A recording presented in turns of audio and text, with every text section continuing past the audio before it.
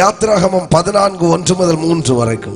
Israel ജനം ഈജിപ്തിൽ നിന്ന് പുറപ്പെടുമ്പോൾ എഗിപ്തിൽ നിന്ന് പുറപ്പെടുമ്പോൾ ഇസ്രായേൽ ജനത്തിന് വഴി കാണിച്ചു കൊടുക്കുവാൻ ഇസ്രായേൽ ജനത്തിക്ക് വഴിയെ കാണിച്ചു കൊടുപ്പதற்கு ദൈവം ഇറങ്ങി വന്നിട്ടില്ലായിരുന്നു. ദേവൻ ഇറങ്ങി വരവില്ല.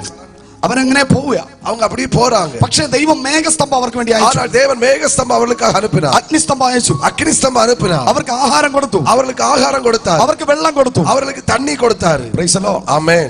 എല്ലാം ചെയ്തു, എല്ലാം ചെയ്താர். പക്ഷേ ஆனா ഈ 14-ാം അധ്യായം വരെ, இந்த 14-ാം அதிகாரம் வரைக்கும் ദൈവം മറഞ്ഞിരുന്നു.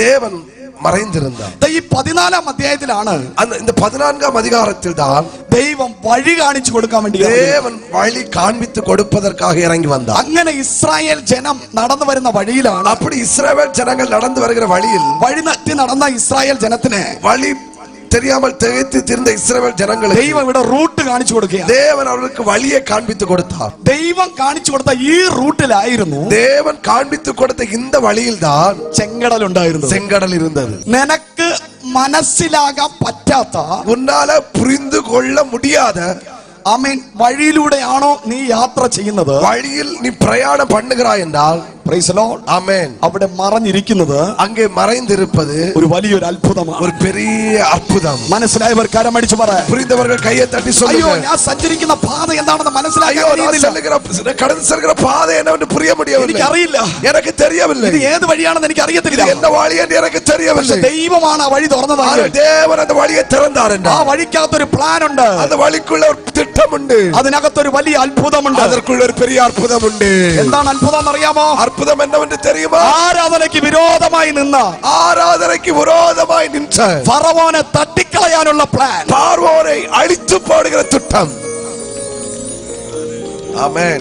ശ്രദ്ധിക്കണം, கவனியுங்கள். ഇസ്രായേൽ ജനം, இஸ்ரவேல் ஜனங்கள் ചെങ്കടലിന്റെ മുമ്പിൽ വന്ന് നിൽക്കുമ്പോൾ, செங்கடலுக்கு முன்பாக வந்து நிற்கும்போது ഫറവോന് അറിവ് കിട്ടി. பார்வோனுக்கு அறிவு கிடைத்தது. ഫറവോൻ ഇങ്ങനെ പറഞ്ഞു, பார்வோன் இப்படி சொன்னான், ഞാൻ ഇസ്രായേൽ ജനത്തെ പിന്തുടരും, நான் இஸ்ரவேல் ஜனத்தை பின்தொடர்வேன். അത് മതി, அது எனக்கு போதும். അതായിരുന്നു ദൈവത്തിന്റെ പ്ലാൻ. அதுதான் தேவனுடைய திட்டம். അതിനു വേണ്ടിയിട്ടാണ് നിന്റെ ഹൃദയത്തെ ദൈവം കഠിനമാക്കിയത്. தன்னுடைய இருதயத்தை தேவன் கடினப்படுத்தினார். നീ ചെങ്കടലിനകത്ത് വരണം, நீ செங்கடலுக்குள் வர வேண்டும். അതാണ് ദൈവത്തിന്റെ പദ്ധതി, அதுதான் தேவனுடைய திட்டம். ഇന്ന് രാത്രി ഒരു ദൂത് ഞാൻ പറയാം. இன்று இரவு நான் ஒரு தூது சொல்லுகிறேன். ദൈവം തുറന്ന വഴിയിലൂടെ, தேவன் திறந்த வழியிலாக നീ അക്കരെ എത്തും. நீ அக்கறையில் சேருவாய். നീ എത്തുന്ന സ്ഥലത്ത്, நீ சேருகிற இடத்தில் നിന്റെ പിന്നാലെ വരുന്ന உனக்கு பின்னாடி வருகிற ഫറവോനും കൂട്ടരിനും വരാൻ പറ്റത്തില്ല. பார்வோனும் சேனை வர முடியாது. കരമടിച്ചു പറ, கையை தட்டி சொல்லு, നീ വാഗ്ദത്തത്തിലെത്തും.